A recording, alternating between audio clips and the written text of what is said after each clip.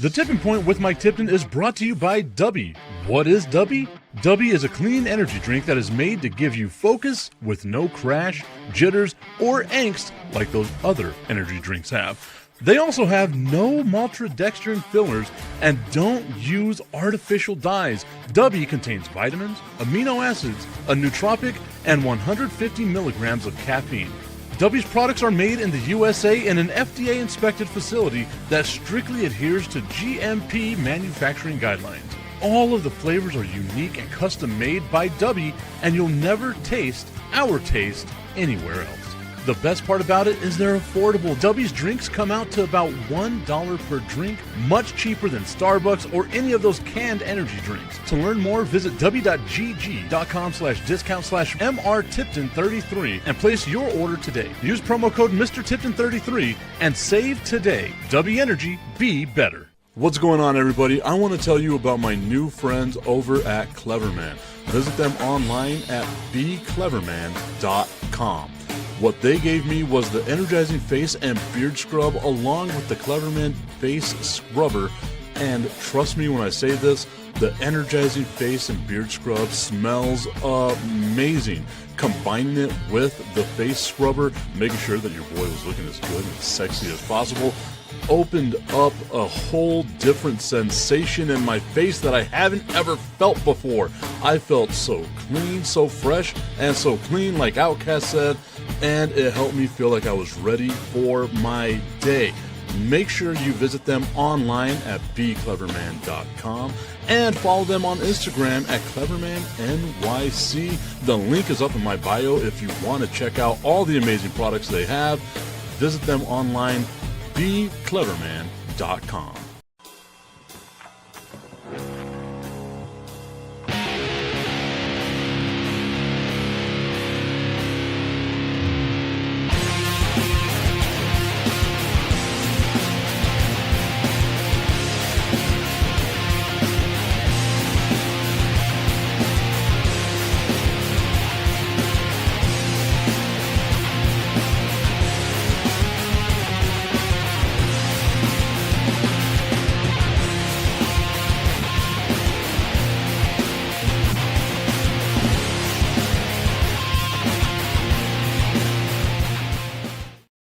It is time for the Tipping Point with Mike Tipton, hanging out with you here on a Thursday morning, week 3 of the NFL season, kicking off today with the Miami Dolphins taking on the Buffalo Bills. That game going to be on Amazon Prime, Thursday Night Football. Our dude B. Strilla tuning in. So what up, Doe Tip? Good morning to you, sir. Good morning to you as well, Strilla. Hope that you are having yourself a fantastic day. The No BS show is going to be on later on today. At least I think it's going to be on a little later on today. I've been so much out of the loop, it's not even funny. I'm trying to get my groove back like Stella. Our dude Tommy Cananza tuning in saying, what's up, Tip? What's up, Tommy? Hope that you are having yourself a fantastic day today. So I wanted to start today's show talking about the teams that have pressure on them, right? And it's pressure to get that first win of the season. Not every team has the equal amount of pressure, but you have some teams out there that had a level of expectation that need to get that first win on the season. So we're talking about the Miami Dolphins. We're talking about the New York Jets. We're talking about the Cleveland Browns. We're talking about the Tennessee Titans and the Houston Texans, the Kansas City Chiefs, who are currently 0-2, the New York Giants, who are 0-2, the Chicago Bears, and the Carolina Panthers. There we go. So no BS show until November. My bad. We'll start. You know what? We are prepping people from September until November. We are prepping people for the no BS show. That's what we're doing right now. So out of those teams, and surprisingly, the only division that doesn't have an 0-2 team is the NFC West, which I said was going to be absolute dog shit. And you've got 3 teams right now that are currently 2-0. So it's looking like your boy doesn't know jack shit about football, which is fine. I'm okay with it. Things happen. I'm going to be wrong more times than I'm going to be right. But that one time I'm right, you will never stop hearing about it. Okay. Out of those teams, I know a lot of people are going to say, Tip, the team that has the most pressure on them to win is the Kansas City Chiefs. And I would say, I guess, right? Like you can say, or you can make a case as to why the Kansas City Chiefs need to win. They've been in the Super Bowl 3 straight years. But the thing is that we can look at the Kansas City Chiefs and say, okay, we've got reasons. Like we can see why this team is struggling right now. If they were to make the playoffs, you don't want to face this team. But the team that I'm surprised at, that's 0-2, that also had playoff expectations, that also had, goals of potentially winning a championship, is the other team here in Texas, which is the Houston Texans. The Houston Texans starting 0-2. Motto, Bistro saying, my motto. It's not how you start, it's how you finish. So many jokes there, but I will be good. I will be good. I don't know what it's like to finish. I'm a Dallas Cowboys fan. I haven't finished since I was 11 years old. That does not sound good. That wasn't even the joke I wanted to say. That's just how it came out. Tommy, I'm sorry. You could see as I was saying it that there was regret in my eyes. I haven't seen my team finish since I was 11 years old. There we go. That sounds better. But the Houston Texans, sitting here right now at 0-2. I know it's early, and like Bistro says, it's super early in the season. It's hard to say this stuff, but the thing is that the Houston Texans haven't looked good. Bistro also letting me know that I am preaching to the choir right now whenever it comes to long times of not seeing your team finish. Just make it to the playoffs, Cowboys. That's all I ask. That's the only thing that I'm asking of you. It's not too much. You're 1-1. You're still in it. You win this week. The Eagles lose to the Rams this week. You're tied for first in the division. But the Houston Texans have what can be looked at as a get-right game this week, right? Like, you have that loss against the Buccaneers. Baker Mayfield carving up your defense late in the game, winning the game for the Tampa Bay Buccaneers. A lot of that's because Baker Mayfield, we know, is that guy, right? Like there's very few quarterbacks that you would take in the fourth quarter to try to orchestrate a comeback over Baker Mayfield. Like, it's Patrick Mahomes, maybe Josh Allen, maybe Matt Stafford, and now you're starting to get into the Baker Mayfield part, and I would put Baker Mayfield over Matt Stafford as far as giving me a chance to win in the fourth quarter. We know Baker Mayfield's that dude. But then you lose to the Rams 14-9. And a game that didn't look, obviously it's the first game of the season, but none of these games have looked good. So you have the opportunity now against our second favorite team from Duval, the Jacksonville Jaguars. You have the opportunity right now to get right against them. The Jags are 1-1. Heartbreaking loss, giving up 300-plus yards to Jake Browning, of all people. This is an opportunity for the Houston Texans to get it right. But what if? Bistro saying, really? Baker over Stafford in the fourth quarter? I'm saying it's close. I'm saying it's close, man. Baker Mayfield's got ice in them veins. You got to know that. I know you love some Matt Stafford. I love me some Matt Stafford too. He's a Texas boy. I would have loved to have seen him be the quarterback of the Dallas Cowboys at some point in his career. But Baker Mayfield's got the goods, bro. I guess he's also a Texas boy, so I can't really remember. Baker Mayfield's got it. And maybe it's hyperbole, right? Like, I'm being hyperbolic about this right now because we've watched Baker Mayfield do this. But Baker Mayfield's one of those guys that, if he has the ball in the fourth quarter, you're tensing up a little bit because, if he's got a last-minute drive in him, he can get it done. I know Matt Stafford has proved it time and time again, right? Like, I'm not questioning his ability. I'm talking about right now. Who would you rather take in the fourth quarter? And let's just say, okay, Baker's the fifth quarterback that you would take in the fourth quarter. I can't think of another quarterback that you would trust to orchestrate a fourth quarter comeback. But like, I want to say Dak Prescott, but I don't think Dak Prescott's that guy, despite the fact Dak Prescott does have a lot of fourth quarter comebacks. We know it's Patrick Mahomes. We know it's Josh Allen. We know it's Matt Stafford, Baker Mayfield, and then I'm trying to find out who the next one would be. You know what I mean? I'm trying to figure out who like the top 5 guys would be.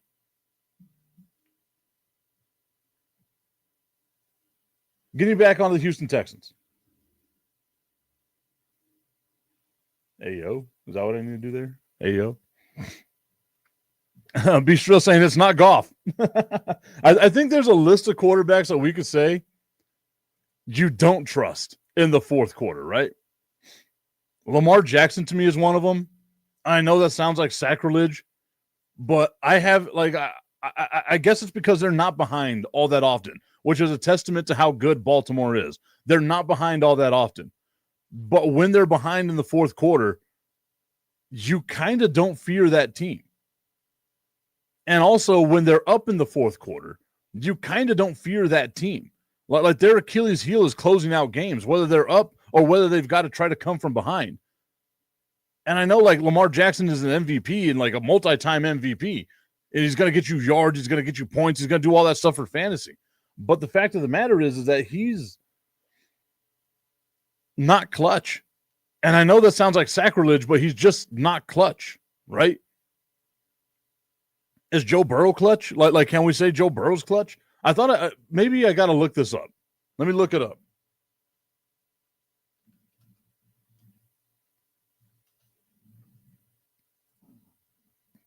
The most fourth quarter comebacks. I know we did this last year or last week, but I'm trying to find out like out of the younger guys, because obviously we know Aaron Rodgers is that dude. I don't know if you trust Aaron Rodgers anymore to be that guy.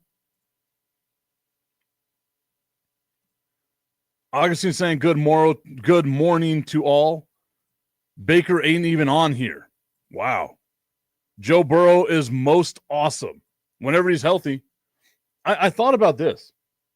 Joe Burrow's been in the NFL for 6 seasons, or is it 7 seasons? And he's had 3 seasons come to an end, effectively come to an end because of injury issues. When does the questioning of Joe Burrow's durability and like health start being questioned? Well, like that's got to be something that we bring up. Jared Goff, 17 fourth quarter comebacks. Josh Allen, 14 fourth quarter comebacks. I know I went over this. I'm trying to find Baker Mayfield. Why can't I find Baker Mayfield? This is ruining my point.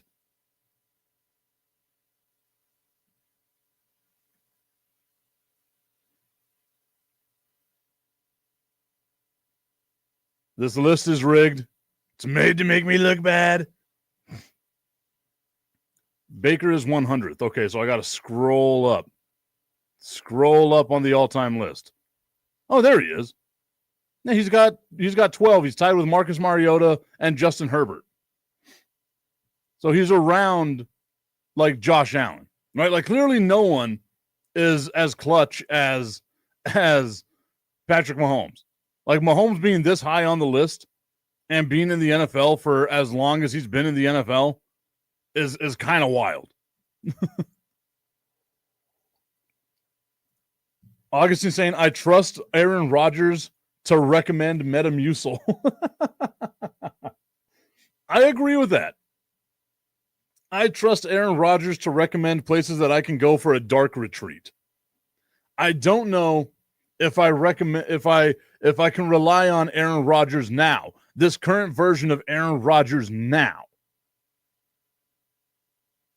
to be the guy, right? Like to be the guy to lead a fourth quarter comeback. Baker Mayfield, I know I can, right? Like he's proven it. And think about this. Baker Mayfield is on this list this high, being the Browns quarterback and spending effectively 2 seasons bouncing around the NFL. 2 seasons where he wasn't a starting quarterback. He's still able to be pretty high on this list.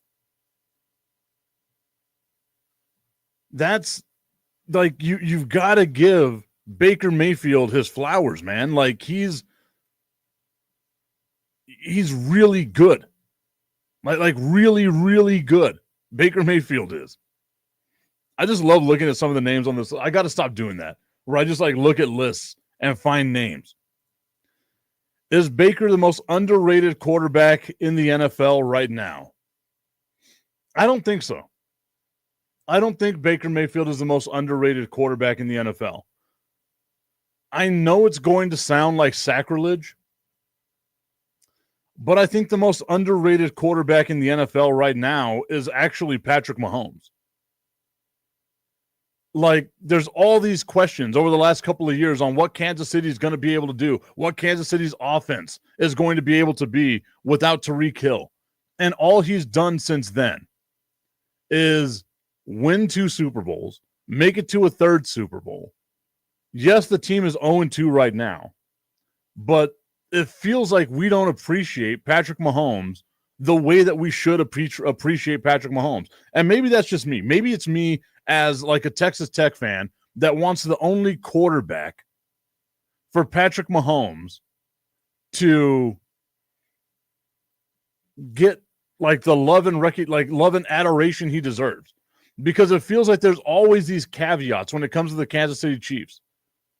Like, I think we all know that Patrick Mahomes is really, really good. He's arguably the greatest of all time. Like if Patrick Mahomes were to stop playing football today, he'd be a certified Hall of Famer. Augustine saying, yeah, it's only you. Maybe it is only me. But I feel like we don't fully appreciate him to the level that we should fully appreciate him. Whenever everyone's looking at this season and the last couple of seasons, like Lamar Jackson's the greatest quarterback in the NFL.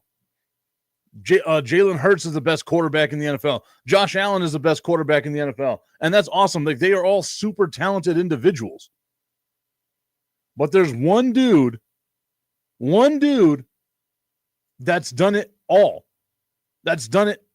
He's already the all-time leading touchdown passer for a single season. He's won 3 Super Bowls. He's been to 5 of them. Like what more do we need? Literally, he can retire right now and still be one of the greatest quarterbacks of all time. Augustine saying he isn't the greatest, but he is in the top 20. I would love to know who your top 20 quarterbacks are.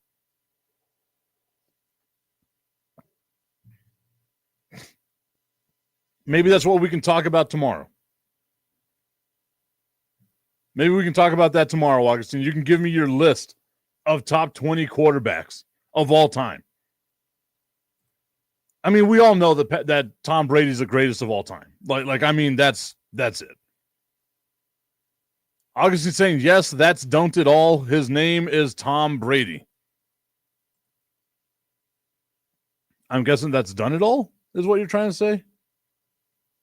Going back to the Texans and the Jaguars. Like I said, this is supposed to be a get-right game for the Houston Texans. And yet, they are underdogs in Jacksonville. Yes, it's only 1.5. So if they were on a neutral field, blah, blah, blah, blah, blah. Bistro saying Tom Brady is the GOAT, but Kermit is close behind. Like, again, it's hard for me to say just based off of what his career has been so far. Like, you say he's top 20. I'm saying he's like top 10 and arguably could be in the top 5 of all time, which I know is sacrilege. We don't do this with guys that are still, I mean, he just turned 30 yesterday. Happy belated birthday to our guy, Patrick Mahomes. Right now, Augustine has Brady, Montana, Manning, Unitas, Bradshaw, Elway, Rodgers, Breeze, and then Mahomes. So Mahomes is even in your top 10. And the fact of the matter is he hasn't played, like he's played half his career so far. And he's already in your top 10. That shows you just how great. And you didn't even want to be like, he's top 10. He's top 20, is what you said. Once again, underrating Patrick Mahomes. because you didn't want to say top 10. You're like, oh, no. He's top 20. It's the LeBron thing, right? Like, I'm one of these people, I will never say that LeBron is better than Michael Jordan. There will never be another Michael Jordan, but there will also never be another LeBron James, right? Like, we have to be able to appreciate greatness while we're watching greatness. And I will say this, you can disagree with the way that LeBron went about, bouncing around team to team, becoming a ring merchant towards the middle part of his career because he wanted to try to be the greatest of all time, calling himself the greatest of all time whenever he won that championship in Cleveland. You can disagree with it.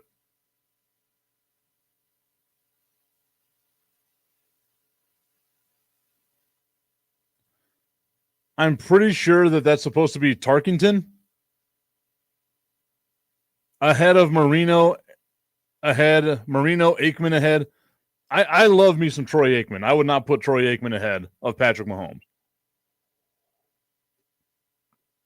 Troy Aikman's career numbers are not great.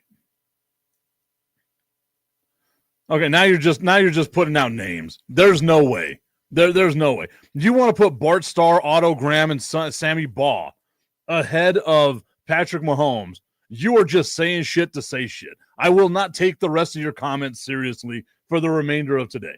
You are just literally saying shit to say shit. Warren Moon, better than Patrick Mahomes. You are drunk. I know you don't. You must be on some ayahuasca. There must be something in the air. Like, it's just, you're just saying words to say words now. Lynn Dickey, better than Patrick Mahomes.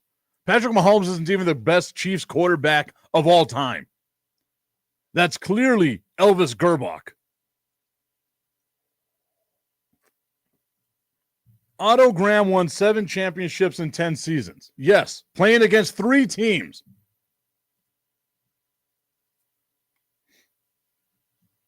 Man.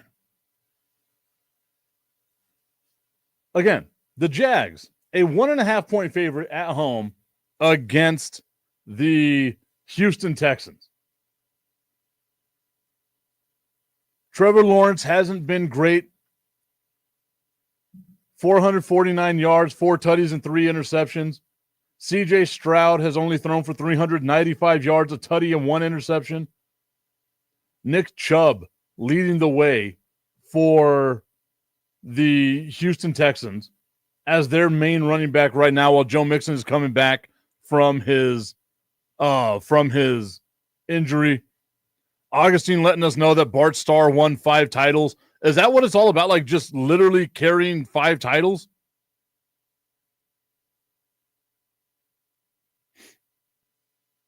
Like that's what it's all about to you, is the amount of titles they've won? Mahomes has won more titles than Elway, Rodgers, Breeze, and Manning. So we got to put him over Johnny Unitas as well. More than Warren Moon, who didn't win jack shit. More than Marino, more than Fran Tarkenton.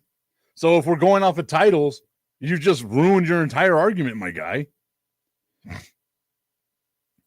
Patrick Mahomes is a modern elite. Oh, God, we're doing that.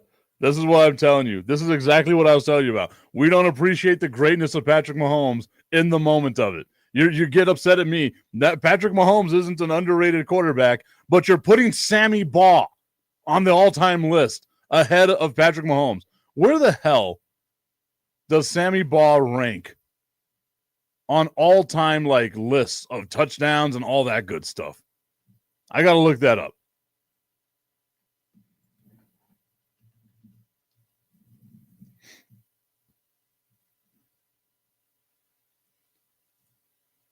I bet Sammy Baugh has more interceptions than touchdowns.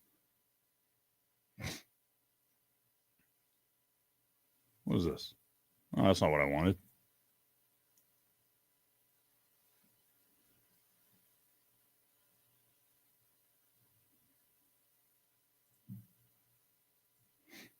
There we go. There it is. We got Tom Brady. Got to go all the way around. We're looking for Sammy Baugh. I'm still surprised at where Vinny Testaverde ranks on this list. Tony Romo in the top 20 is number 28 right now. Patrick Mahomes is tied with Boomer Esiason for 30th all time. White, Tittle, Jim, Donovan McNabb, Jay Cutler. Where's Sammy Baugh? Scrolling down to find where Sammy Baugh is on this list. Sammy Baugh, 187 total touchdowns for his career. I was right. Oh,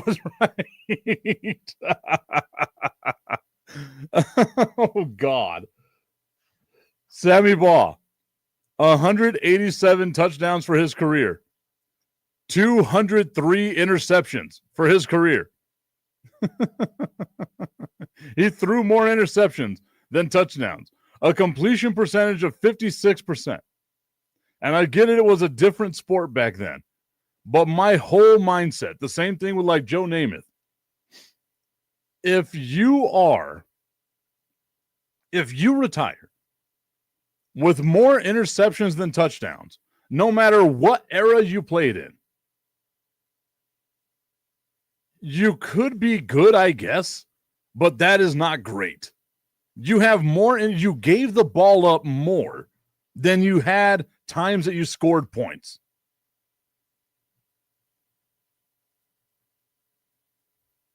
Jesus Christ, he played from 1937 to 1952 when there was 3 teams. That's funny, too, because like they only have his quarterback record going back as far as 1950. I get it. You got to give love and respect to the legends that came before. But 187 touchdowns to 203 interceptions is just mind-blowing to me. Augustine trying to say whenever there were 4 teams in the NFL, oh, there was no dilution of talent. Baker Mayfield currently has more touchdown passes than Otto Graham.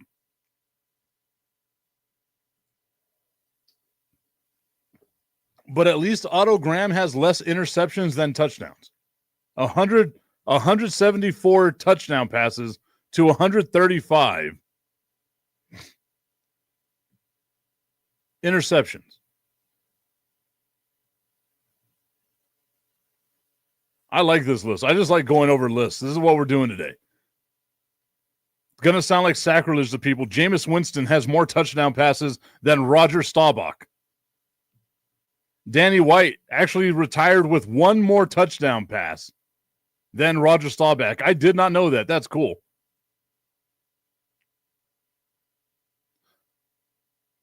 Augustine saying, so you can diminish what Otto Graham did for the game? Yes. Flatly, yes.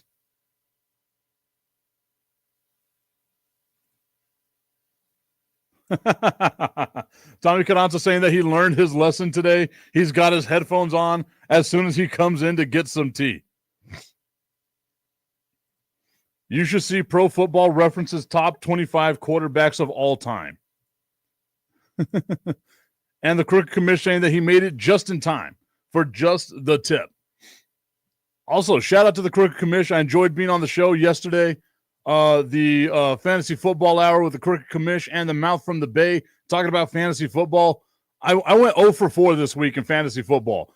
All my losses by a combined 19 points. So that means in my 4 fantasy leagues, I lost by an average of 4.7 points. One of them I lost by 0.5. I hate playing fantasy football sometimes. Just absolutely hate it. We have turned this conversation.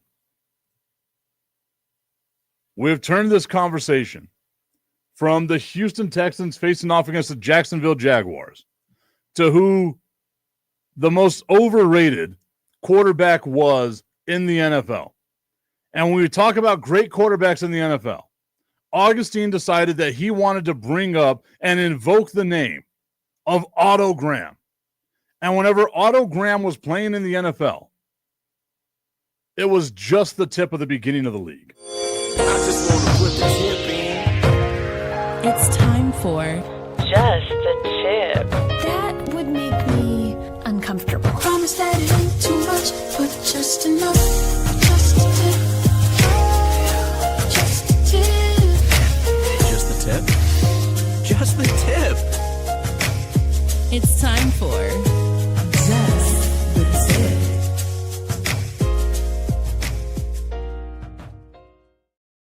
Just the Tip is brought to you by our friends over at www.myhappynuts.com. Check out myhappynuts.com. Guys, the summer is coming to an end, but it still gets super swampy. You want to be warm, so you put on extra layers. Your boys continue to stick to your leg, and what do you have to do? You've got to go to www.myhappynuts.com. Use promo code Mike Tipton whenever you get that comfort cream. Slather them all over your boys, and your boys will not be sticking to your legs anymore. You will be comfortable as all get out. www.myhappynuts.com. Use promo code Mike Tipton at checkout and save on all your male grooming needs. I'm looking over this list, and I had mentioned that right now Patrick Mahomes is tied with Boomer Esiason for 29th all-time. Patrick Mahomes needs 2 touchdowns, and he'll pass Tony Romo for 28th of all time. Is eyeing Andy Dalton, is eyeing Kirk Cousins. He's only 41 touchdowns away from Kirk Cousins. Like he's already, again, in such a short career, 8 years. 8 years, and he didn't even start the first season of his career. 8 years, and he's already 30th all time.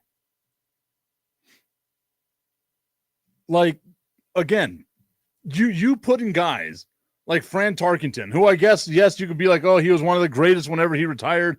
And again, I'm not here to shit on the past. I'm really not. But those dudes from the past wouldn't be able to hold Patrick Mahomes' jockstrap if they were trying to play today. Like, they just couldn't. And those guys from the past would think that Patrick Mahomes was a witch if he was transplanted into the NFL back then, because of what he's able to do. Because Patrick Mahomes would be just as big, if not bigger, than offensive linemen from the 1930s and 40s. It'd be like putting Shohei Ohtani in Major League Baseball in like the 1910s. They would have no clue how to handle this. They would have no clue what to do with that. I genuflect in the direction of the past, of all the greats that were there. But to put those names in the same conversation with Patrick Mahomes is a joke. And then Augustine wants to, oh, but look at the way that he runs. Have you seen people run in the past? Have you seen Bob Cousy dribble a basketball? Like, they were running super weird and feminine back then too. Don't just make it a Patrick Mahomes thing. Yes, he runs goofy. He sounds goofy. But can we please, for the love of God, give this man his due? Putting names like Sonny Jurgensen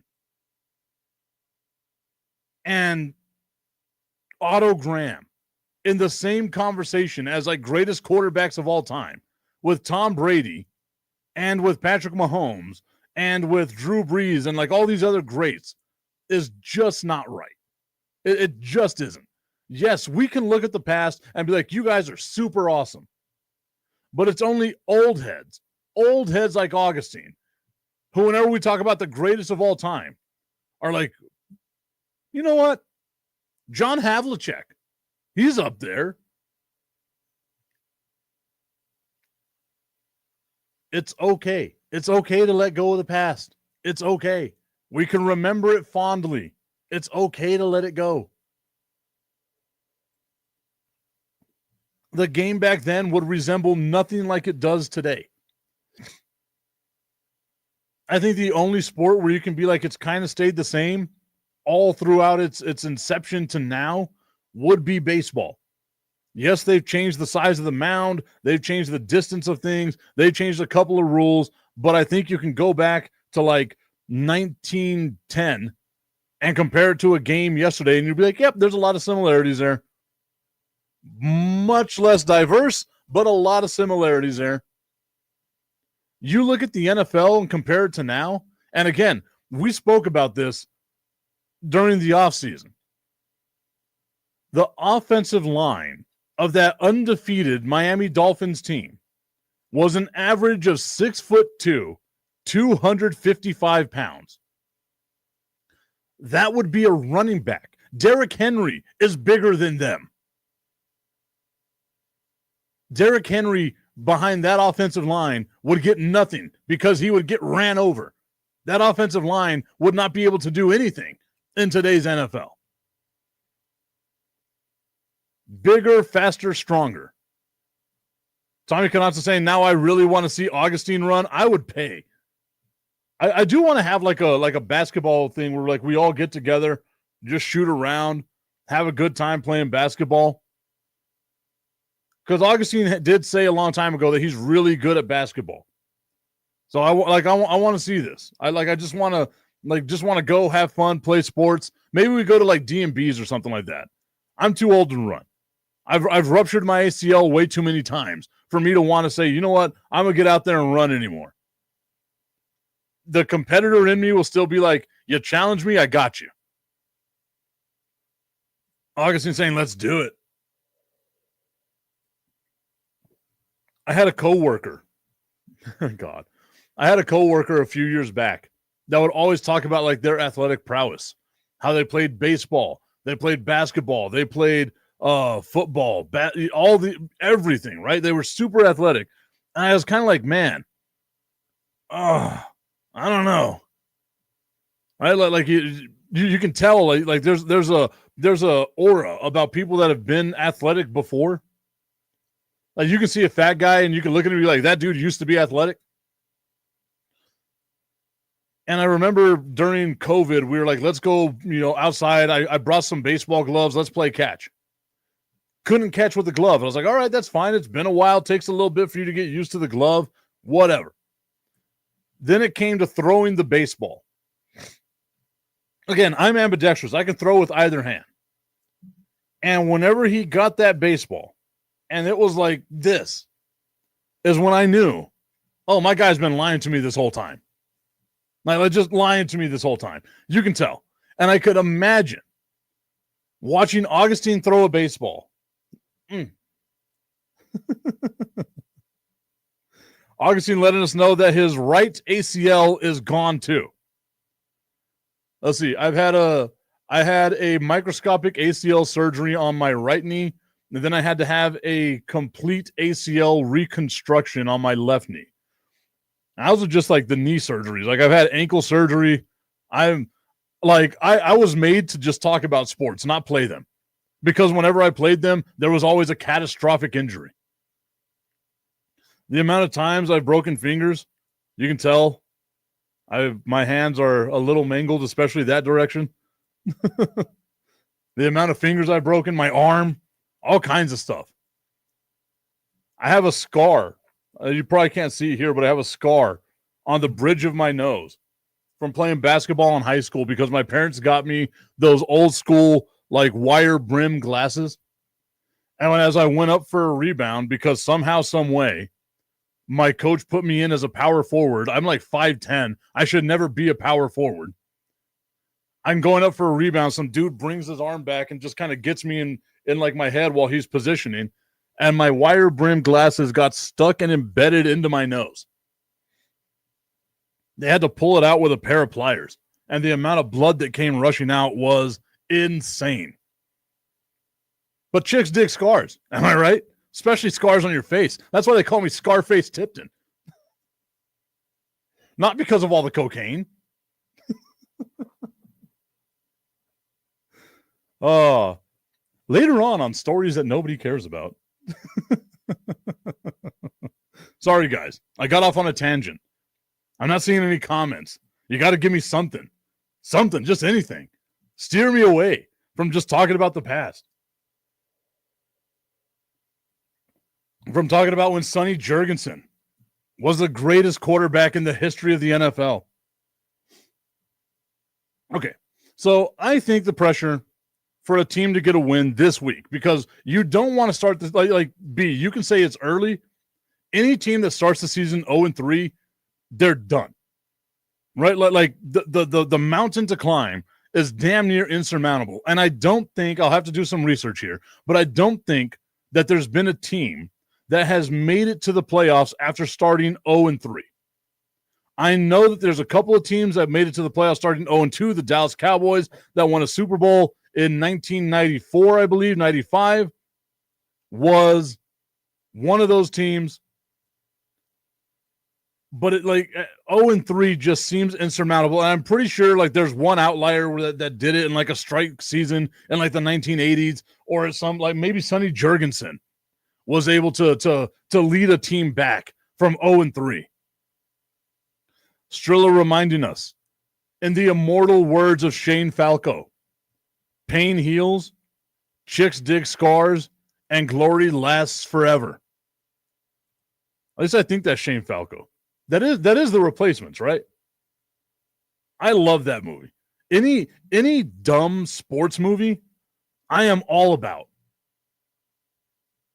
The 1993 Dallas Cowboys is who it was.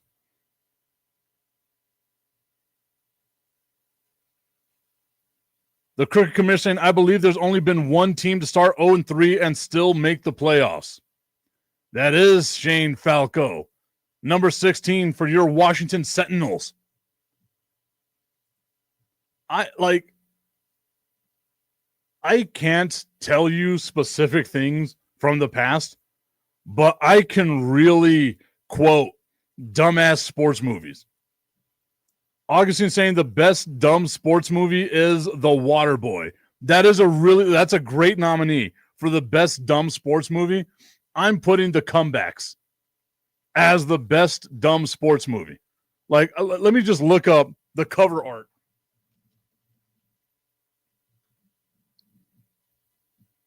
Oh, where is it? The Comebacks, to me, the greatest dumb sports movie of all time.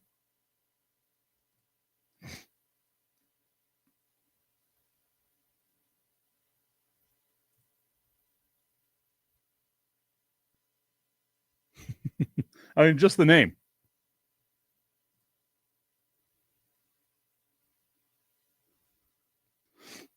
Bistro reminding us, and that's why, I think The Replacements is a very underrated sports movie, because you're right. It wasn't just a funny movie.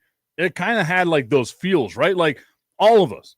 And I've said this a trillion times. That's why I'm all about second chances. You ruined that second chance, you fucked up. Sorry. You messed up. You ruined that second chance, you messed up. Every single one of us would love to have that second chance at glory, right? That second chance of what if.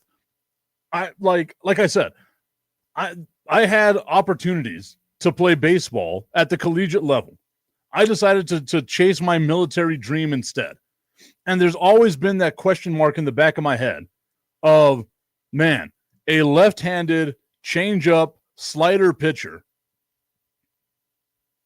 what could I have done? And I don't think I would have made it to the major leagues or anything like that, but I would have given it a shot, right? Like I would have tried.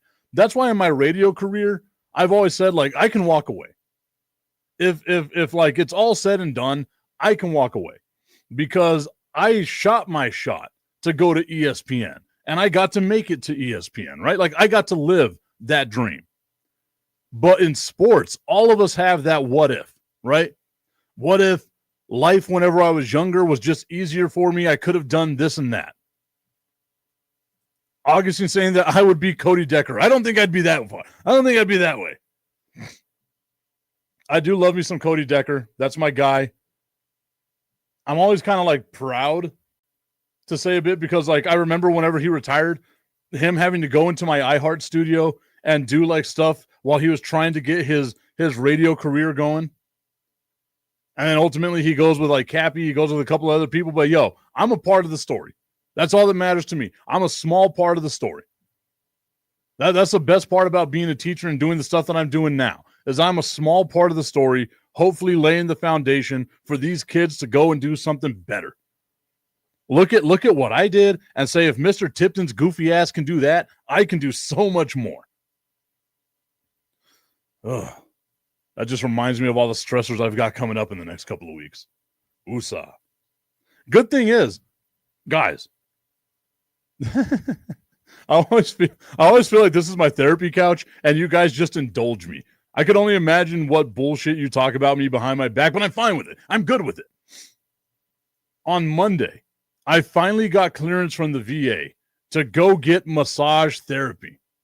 Massage therapy. I am so happy that the VA like cleared me, and it's like off the VA facility. Like it's around here in town. And I got the email from the company. And I was like, man, this is going to be awesome. Like, I can't wait. And the name of the company that I'm supposed to go to get this like massage therapy is called Golden Lotus Massage. And I'm sure they are wonderful people, but it just sounds nefarious, right? Like August, a happy ending maybe is what we're looking at. Nope. I don't know if the VA paid for that. If the VA paid for that, I will never talk shit about the VA again. Beast Drill saying, if I didn't break my ankle and sprain my other one, I could have went at least to a D2 school. And I agree with that, right? Like, and that's what I'm saying. I don't know if I would have been a D1 pitcher, but I probably could have gotten college paid for. I probably could have and the reason why I miss the military so much, the reason why I miss sports so much whenever I wasn't like actually playing sports, is the camaraderie in the locker room. In the military, it's building that brotherhood, that sisterhood that you have with people that are going through something super intense, right? Like, dude, J-Train saying, as soon as I chime in, you're talking about the Golden Lotus Massage? Priceless. My dog. J-Train, you already know how this is, man. I tried starting off with sports, and I have no idea. I'm going to have to go out and listen to this show, which I hate doing because I hate the sound of my own voice. I'm going to have to go out, re-listen to this show, and figure out how the hell I wound up here. It's like those movies. It's like, I bet you're wondering how I wound up here. I'm wondering to myself, how did I end up here?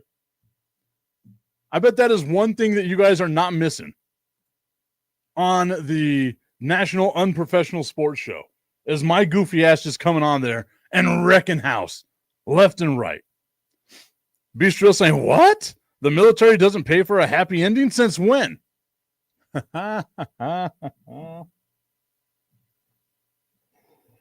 Since K-Town in Germany? That is such an inside joke that I don't even know if B is going to get that one. Oh, that might just be from me. Since the Vegas Strip with Staff Sergeant Williamson. Shout out, Willie.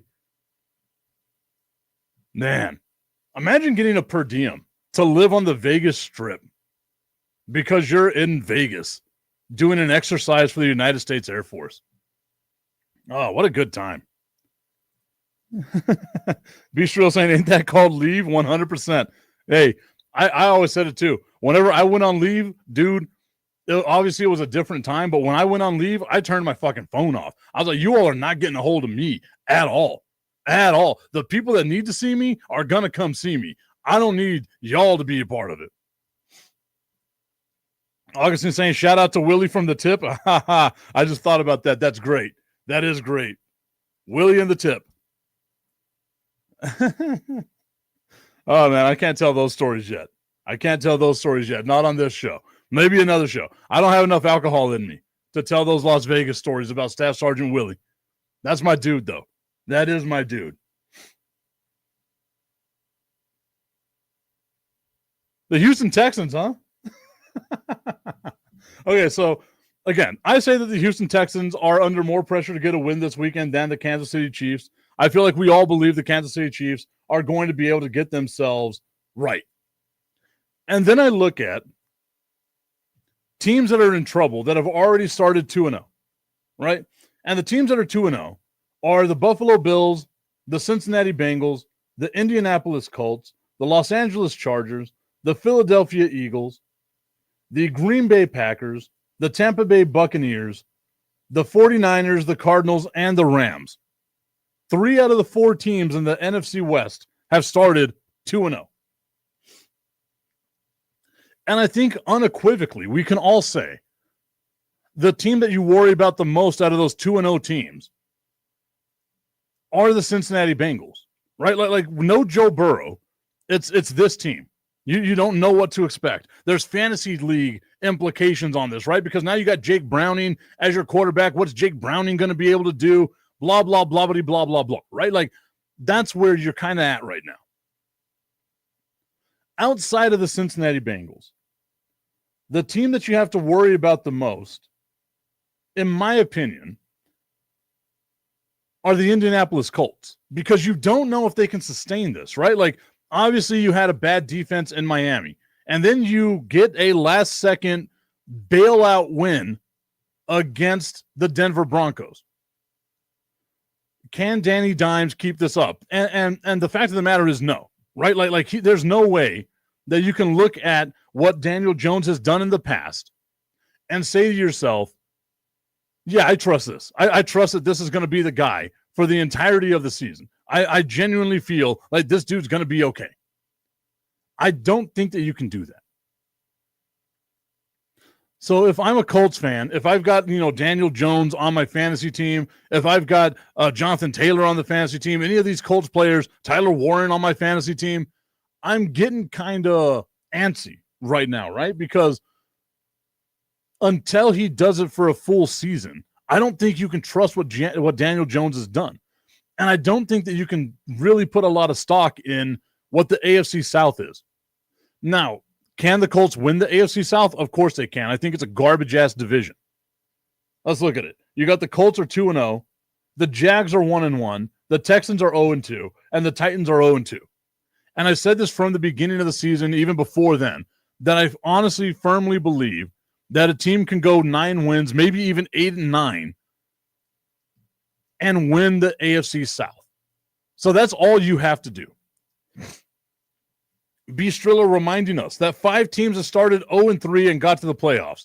The 1981 Jets, they wound up going 10-5-1 as a wild card team. The 1992 Chargers went 11-5. The 95 Lions went 10-6. The 98 Bills went 10-6 as well.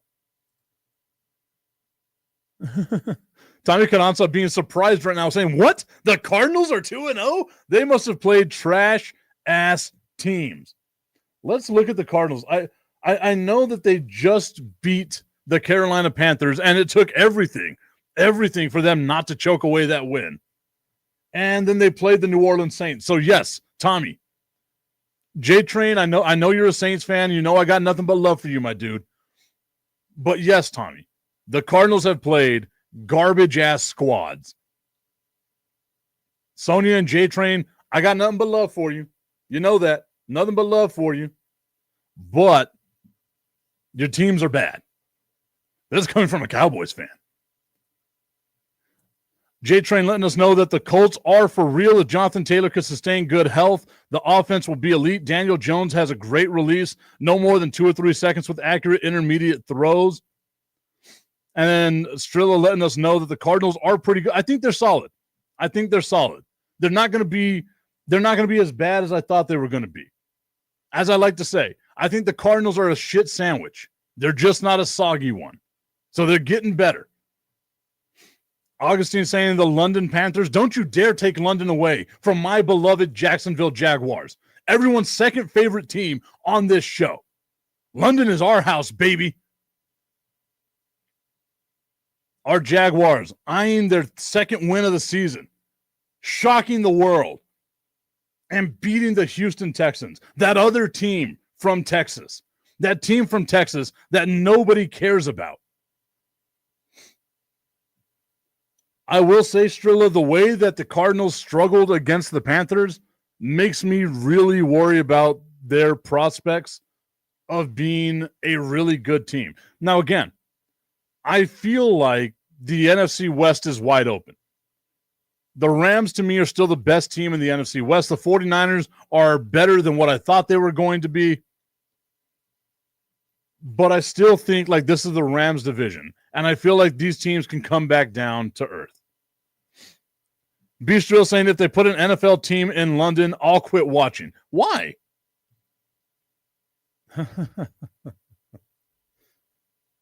We've already beat London once. We beat them twice, baby. They ain't got nothing on us. If you don't know what I'm talking about the Revolutionary War and the War of 1812. Come on now. We saved their ass twice, too. I ain't afraid of an NFL team being in London. The Cardinals being 2-0 right now. Yes, playing garbage cans for the beginning part of the season. Who do the Cardinals have next? The Cardinals have the 49ers. That's going to be a horrible game to watch. Mainly because I can't stand either team. I think my hatred and disdain for the Arizona Cardinals comes from watching Emmitt Smith run for 2 seasons, wearing that disgusting red color. Ugh. I just can't get it burned out of my mind. The Arizona Cardinals versus the San Francisco 49ers this weekend at 2:25 p.m. here in El Paso, 4:25 Eastern. That game's going to be on Fox. What time do the Cowboys play the Bears? That's the real game. That's the game that I know everybody has their eyes on. Oh, that's going to be the main game on Fox. Yeah, I mean 100%. 4:25 p.m. on Fox. The Dallas Cowboys playing the Chicago Bears. Just please don't look bad. Dallas, please. That's all I'm asking. Like, don't look as bad as you did against Russell Wilson. That washed up has-been, got almost 500 yards on the Dallas Cowboys defense. Don't make Caleb Williams look like he's a Hall of Fame quarterback. Just be decent. Get this. Don't make it stressful for me where my heart is racing. It's been 2 weeks. And I feel like I've had a heart attack both times. It's probably because I'm a big fat guy. I'm drinking beer and eating a lot of steak.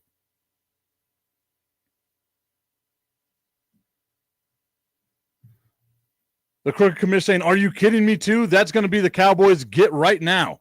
I don't know about that, man. Like, I don't know if the Cowboys have a get right in them.